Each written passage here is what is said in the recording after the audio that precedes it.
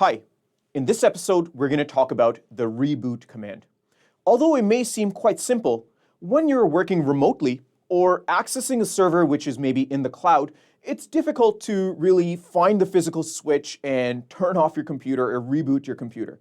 So the command that is required to actually reboot the computer can come in very handy for when you're working in a command line over a remote.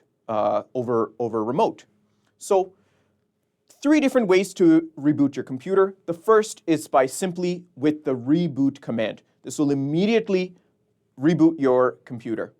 Second is a scheduled reboot with a shutdown -R option with a specific time argument.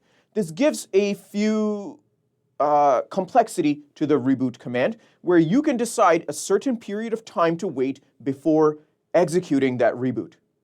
And again, to reboot using Systemctl, you can also use Systemctl reboot to reboot your system. Some things to consider are, of course, making sure that the necessary processes that need to end are closed, and you might, in some cases, require root privileges in order to actually execute the command. Coming up in this next lab, we're going to show how to reboot your computer when you don't actually have access to a physical switch. Please join us in this next lab. In this episode, we're going to be talking about the reboot command.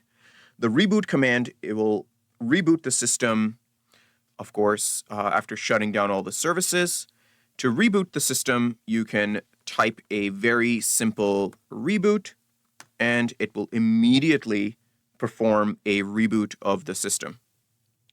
You can also use reboot through other commands. So you can actually schedule reboots with a shutdown -R command, which I'll share shortly. And you can also use Systemctl to get Systemd to actually reboot the system.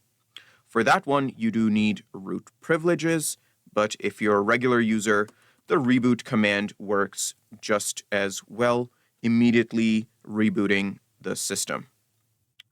Now, actually, if I can show you, I'm logging in back into the terminal, and I'll just show you the shutdown command, the manual for it.